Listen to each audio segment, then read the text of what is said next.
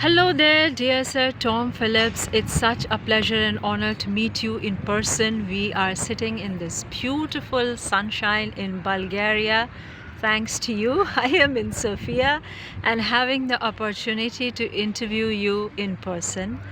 So, my big hello and big greetings from India. And when I convey this, I am hoping, because I read some of your wonderful poems published by Sudip Sen, and I'm hoping that I'll also see you in India. What do you think about that? Thank you, Pankuri. Yes, well, it's great to see you in person too. And I mean, as you say, in Boris over Garden in downtown Sofia on a Sunday afternoon. But yeah, thank you. Yes.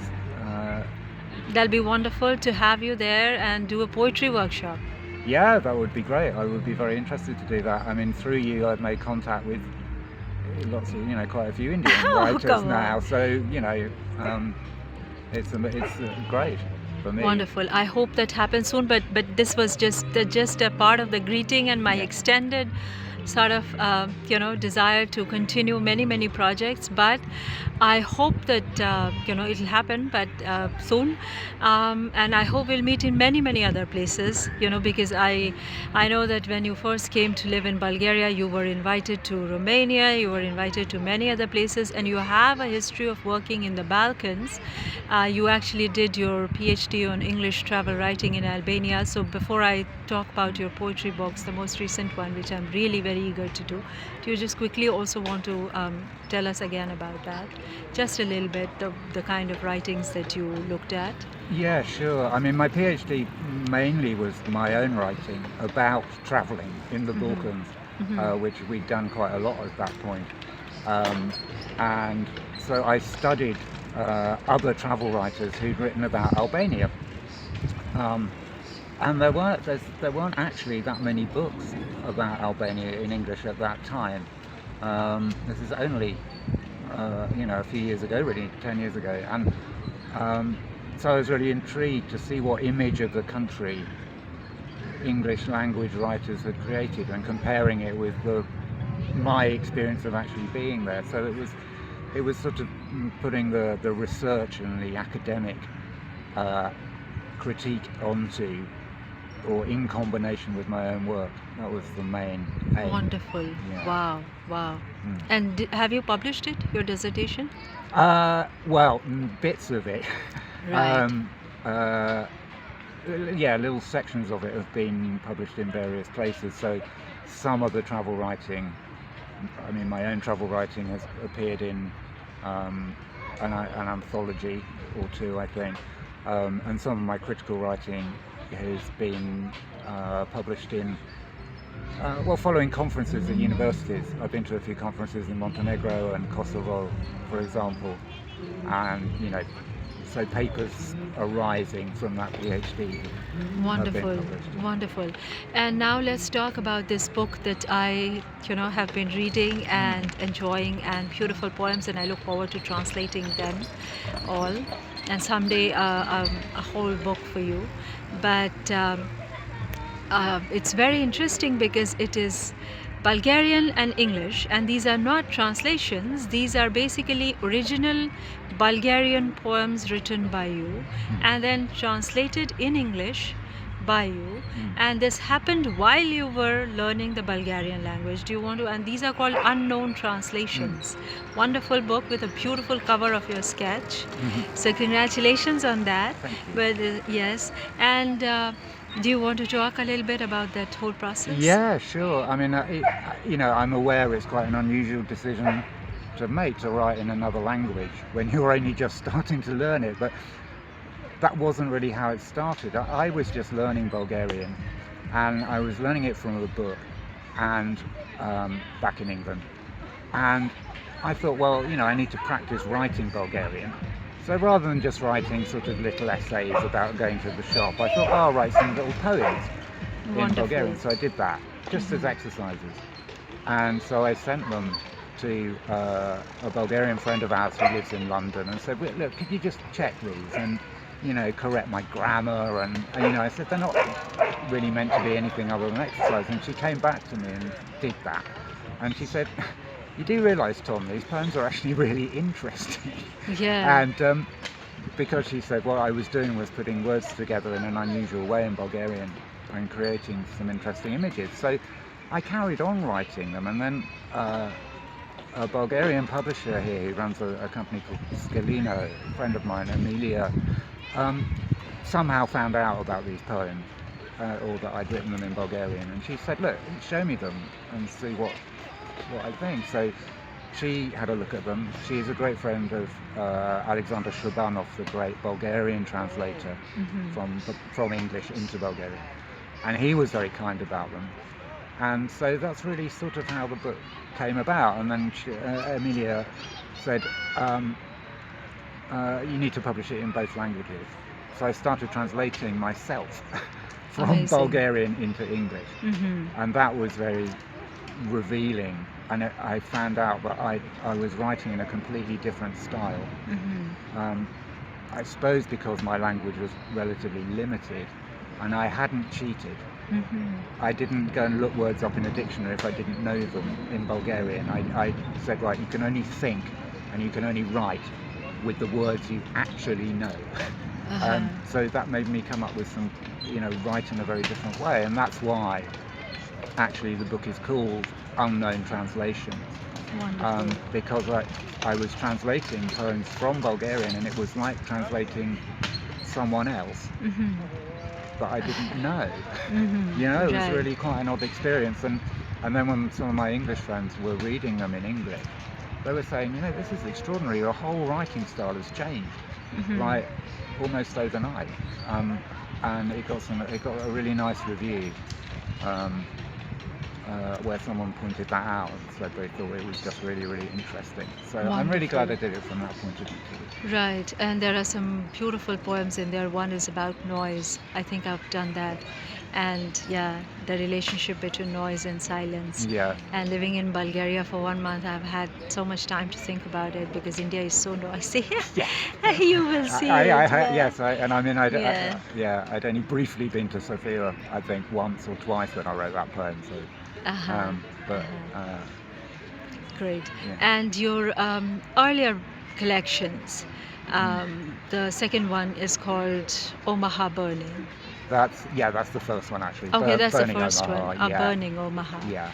So, do you want to, tell us a little bit about the title? Because Yeah. you know that I have a history with the United States, a love story to, narrate about the place. I mean, with the place, I still love it, and I think I will write a collection called Homesick. I don't know why.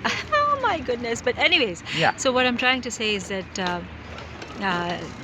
Is it about your image of USA or what is it about? No, not really. I mean, Burning Omaha is the title of one of the poems in the book, which is actually about a childhood experience of mine. Really about growing up during the Cold War. So, sort of 1970s, mid-1970s, and it's quite a short poem about that, about my parents' anxieties and my sort of being too young to really realise what was going on. Right. And the reason it's called Burning Omaha is it's actually just a line from a song by the English protest singer Billy Bragg. He wrote a song called Help Save the Youth of America, which is really an anti-war song.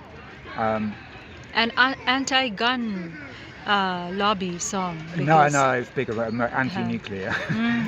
Really. Right. Maybe there is actually, maybe right. Yeah. It's a while, but there's just a line in that saying that, if Europe is destroyed, if Europe's cities burn, then so will American cities. So he's kind of saying this is mutually assured destruction, and the line Omaha will burn with them struck me, and so I just took that, and that became the title of the poem, and from that the book. But Wonderful. That's mainly performance poetry actually, the main bulk of it, and then some earlier work. So that's kind of quite a different book again. And does it also talk about UK's youth and UK's problems and the atmosphere with the immigrants and so many nationalities? I mean, or is it about, what all does it have content-wise? Content, well, it's kind of quite wide-ranging, I suppose. they're, as I say, they're quite a lot of them are performance poems, so actually they're kind of satirical. Sometimes about, probably my most well-known poem from that period, this is nearly 20 years ago, by the way, was called Poetry is the New Rock and Roll, which is basically just one big joke along the lines of, well, we poets don't really want to be world famous rock and roll stars. We just want to be poets. Right. So it's a kind of joke about that. And so there's also stuff about, there is political stuff in it. And about, I was involved in protests against nuclear weapons when I was a student, for example, so there's a poem about that. Right. There's another one about, how gentrification of districts, and how that kind of was affecting the place where I lived, and so there's all sorts of, it covers quite a wide range. And I think it's very important right now, because are we standing on the brink of a nuclear war with Russia and the Ukraine situation? Because it seems that yesterday somebody was telling me that Lithuania has cornered off a bunch of people, Russians, in a place, and that is, Russia is threatening to drop bombs. Is that true? I don't know. I mean, I know about the situation in Kaliningrad, which is the place you're talking about. I mean, I hope not. There is this rather dreadful feeling of repetition, of sort of ending up, I've lived all through this kind of threat before, during the Cold War, as I say. Well, lots of us have. And, just a dreadful sense of, oh no, here we go again.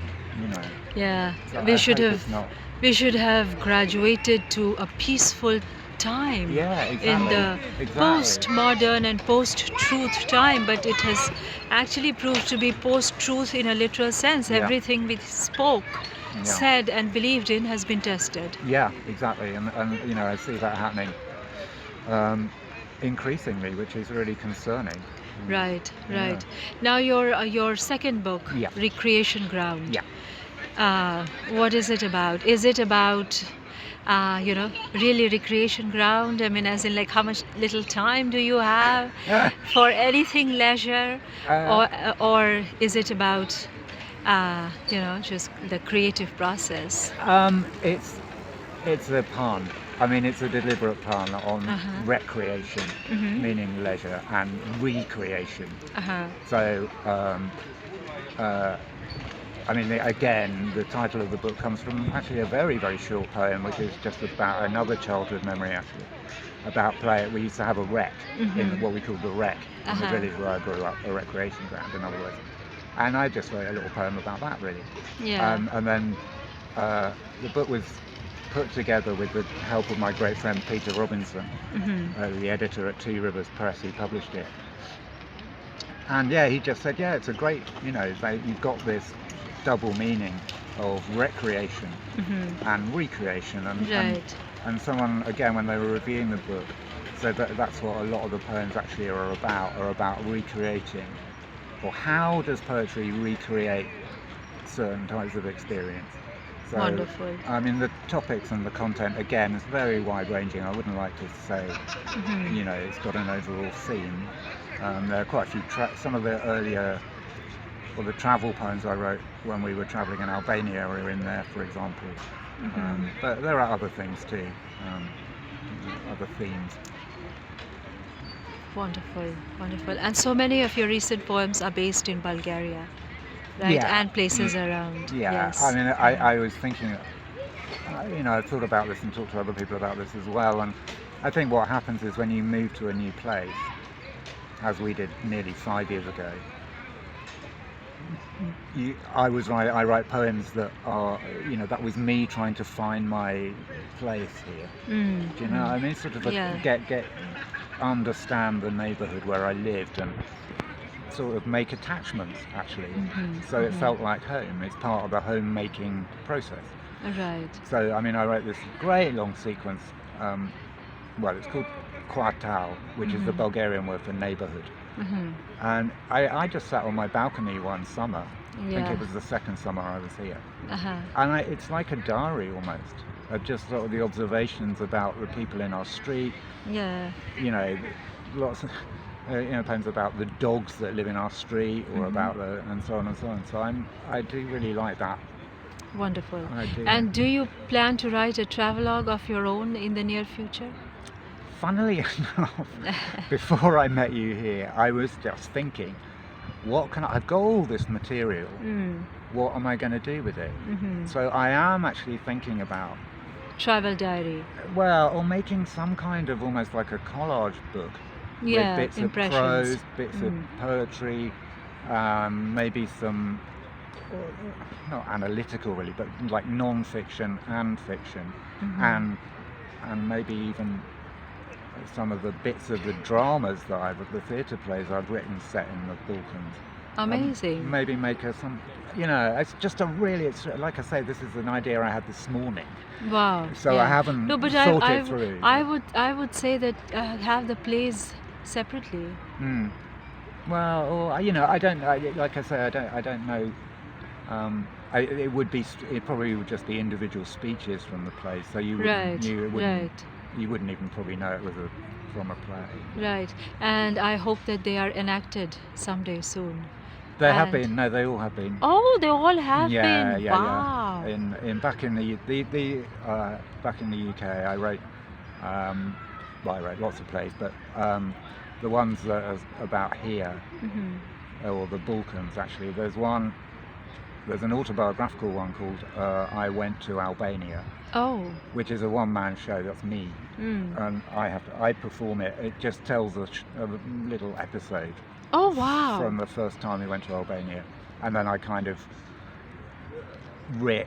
kind of develop around that some other stories from Albanian history and so on, and that kind of stuff. And then there's another one that the last play that was done before we moved here was called Coastal Defences, and that's actually set in Bulgaria. Wow. During the anti-corruption, anti-government protests in 2013. And so that was really interesting writing that, and that was produced in Bristol, and lots of Bulgarians came to see it, and I was a little bit nervous because obviously I've written about their country, right, as an outsider at that point. And everybody is very afraid of being criticized. Yeah, and it wasn't well, it was critical, but only of what everyone in Bulgaria was criticizing, i.e. the government. Right. But people they were just brilliant, because they said, it's so fantastic. There's a play about Bulgaria. I've lived in Britain for 10 years. I've never seen a play about Bulgaria. And one guy said, you told me things about my own country that I didn't know. Right. Which is just extraordinary. I don't know. And I am not just saying this for the sake of saying it or for the sake of praising the place, but it is actually a very beautiful place. Wonderful. And people seem friendly and nice, and it's lovely.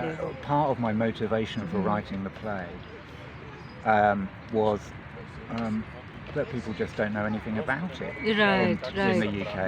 Like the statues I walk past. And I have to ask for so much help. Well, it's these people are,